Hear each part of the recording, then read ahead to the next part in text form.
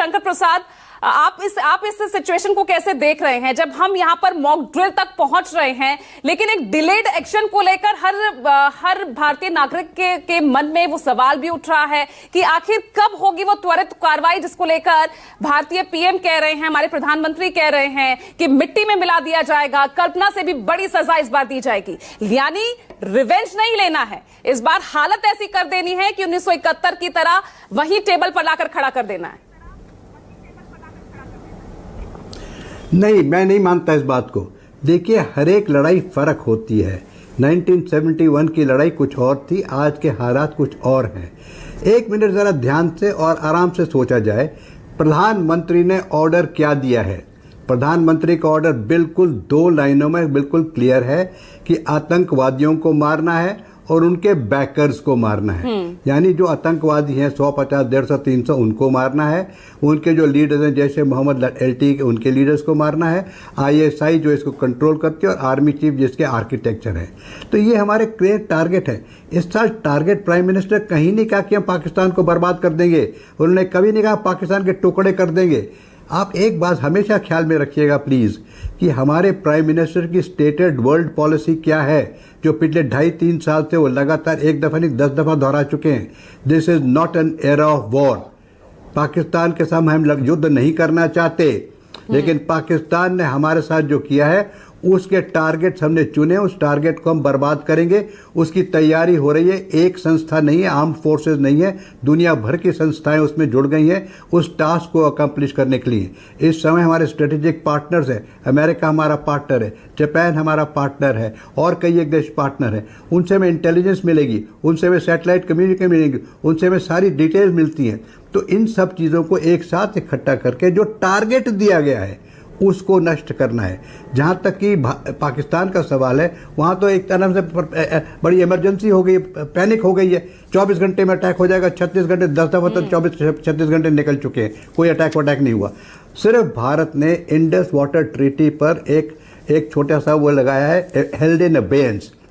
तो ये देखिए ना आप, ये 2016 के बाद में इंडस वाटर ट्रीटी पर बहुत डिस्कशंस हुए हैं और उसके बाद कई एक जगह हमने सुना है ये कि ये जो ट्रीटी है ये बहुत इन हाई फेवर ऑफ पाकिस्तान है, वेरी एंटी इंडिया है। तकरीबन 80% पानी इसका पाकिस्तान को जाता है, बल्कि जस्ट अबाउट 30-35% हमारे पास आता है।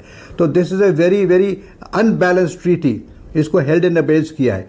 अब हम क्या कर रहे हैं, हम अपने जो सिल्टिंग हो रही है उन डैम्स को सफ़ा कर रहे हैं, जहां हम कंट्रोल करना चाहते हैं उसको कंट्रोल कर रहे हैं, सफाई कर रहे हैं, एक आध जगह कोई अपग्रेड कर रहे हैं उसको कंट्रोल करने की। तो these are as far as we are concerned, ये हमारा एक तरह से इंस्ट्रूमेंट है to see that we get better water, we get, because this is part of the Indus Water Treaty. हमने उसको हेल्ड इन अबेयंस कर दिया। अब इसको पाकिस्तान कहता है कि शिमला एग्रीमेंट हैज बीन रद्द करो, उसके बाद कहता है कि जी हमने Indus water treaty is an act of war. तो भैया तुम्हारे लिए वॉर होगी, हम तो वॉर नहीं लड़ रहे। आपने भारत में कोई पैनिक देखी आज की तारीख में? हम सब टीवी में बैठे हैं, सब घूम रहे हैं, सड़कों पे नॉर्मल लाइफ चल रही है, बच्चे स्कूल जा रहे हैं, कोई परेशानी नहीं हो रही ना। तो normal life is going on in India, but Pakistan is in come. वहाँ जैसे मेरे ख्याल से दीपक साहब बता रहे थे थोड़ी देर पहले कि बैंकों के आगे लाइन लगी हुई, लोग पैसा निकल भागना चला रहे हैं। तो ये दीपक साहब बताएंगे इसके बारे में और डिटेल। लेकिन देखिए, बात समझने की ये है कि जो मॉक ड्रिल हो रही है वो मैं तो कहता हूं कि बहुत लेट हो रही है। हमारे एक डायरेक्टर जनरल सिविल डिफेंस हैं, एक बड़ी भारी संस्था खड़ी कर गई आज से 30 साल पहले। उसकी तो इस तरह की ड्रिल तो साल में 2-3 दफ़ा होनी चाहिए। अगर किसी को पता ही नहीं है, आप लास्ट देखिए 1971 में हुई थी। आज के जो 30-35 साल के बच्चे हैं उनको तो पता ही नहीं कि होता क्या है ये तो हम लोगों ने देखा ना, जब हम उस टाइम में मेजर थे 1971 में, हम लड़ाई के दौरान में पाकिस्तान के लड़ रहे थे, हमें पता है कि ये क्या होता है।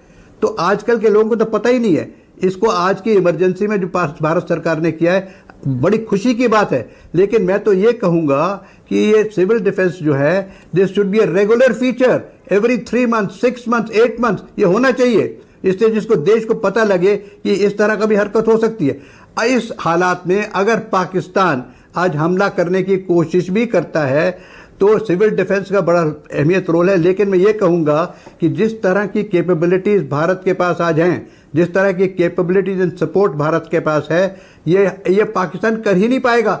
अगर इसने कभी खुदा ना खास्ता कोशिश कर भी ली तो वो होगा जो इसने बांग्लादेश में किया था। बांग्लादेश की लड़ाई हमने तो शुरू नहीं की थी ना। बांग्लादेश की लड़ाई में तो हमारा मुद्दा कुछ और था, इस पाकिस्तान को खत्म करके बांग्लादेश को बनाना हमारा, और तो कोई पाकिस्तान से तो कोई झगड़ा उस समय हुआ नहीं। लेकिन लड़ाई किसने शुरू की? 3 दिसंबर 1971 को पाकिस्तान ने लड़ाई शुरू की, उसका हमने रिस्पांस दिया। फिर वेस्टर्न बॉर्डर खुला। तो जब वो हुआ, इस प्रकार की हालात अगर पाकिस्तान दोबारा करना चाहता है, उसने कुछ ना सीखा वहां से, तो वो 71 की अब लड़ाई खुद शुरू करेगा। अगर खुद शुरू करेगा तो भारत सेना की कैपेबिलिटी 71 से क्या पिछले 3 साल से भी 10 गुना बढ़ चुकी है, तो उसको तो बॉर्डर पार करने का चांस ही नहीं मिला। अगर खुदा न खास्ता कुछ कर भी दिया उसने छोटा मोटा, आधा किलोमीटर पौना किलोमीटर कहीं, तो वो हाल होगा उसका जो 1971 में हुआ था। 90,000 प्रिजनर कोई मामूली बात नहीं है। उनके जनरल साहब ने घुटनों पे बैठ के हथियार रखे थे नीचे। तो आप ये चाहते हैं कि मुनीर साहब भी घुटनों पे बैठ के हथियार नीचे रखें? हम तो चाहते यही हैं। अरे भाई, हम ये नहीं चाहते लड़ाई हो। हम तो कहते हैं मुनीर साहब जी आप जाके जाइए, हथियार छोड़िए और आ जाइए रास्ते पे। हम तो कह रहे हैं जैश ए मोहम्मद, एक आपने सुना होगा पाकिस्तान की एक पत्रिका है, क्या नाम उनका, कारजू मैडम, उन्होंने कहा है कि किसी ने सवाल पूछा उनसे कि अगर जैश ए मोहम्मद के लीडर को और इनको हम अगर भारत को सौंप दें तो क्या होगा? उन्होंने जवाब दिया, अरे बहुत अच्छा होगा, हमारी जान खुद छूटेगी, हम तो इनसे खुद परेशान हैं। टेररिज्म से हमारे यहाँ तो 90,000 लोग मर चुके हैं, ये तो हमें ही ना मार दें कहीं।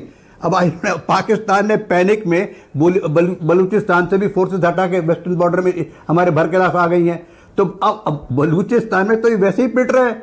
अब बलूचिस्तान में क्या होगा? कहीं ऐसा तो नहीं है कि हमें लड़ने की जरूरत ही ना पड़े, बलूचिस्तान ही भारत सरकार का ऑब्जेक्टिव पूरा कर दे। ऐसा तो नहीं होगा कि जो बलूचिस्तान में लोग परेशान हैं वही इनके मुनीर साहब का खात्मा कर दें, वही इनके टेररिस्ट को खात्मा कर दें। अफगानिस्तान से भी परेशान है लोग, वहां से भी लोग टेररिस्ट आ रहे हैं। मुझे लगता है कि शायद हमें जरूरत ही ना पड़े। और जिस तरह से पाकिस्तान का अवाम इस समय दुखी है, ना खाने को है, ना पीने को है, पानी नहीं मिल रहा, तो ऐसा ना हो कि पूरी जो इंटेलिजेंस है पाकिस्तानी वो इकट्ठा होकर सैनिक आर्मी चीफ के अगेंस्ट खड़ी हो जाए। तो I think Pakistan is created a situation जो इंटरनली उनके लिए बर्बाद होने की सिचुएशन में आ गई है। बिल्कुल। तो दीपक जी, क्या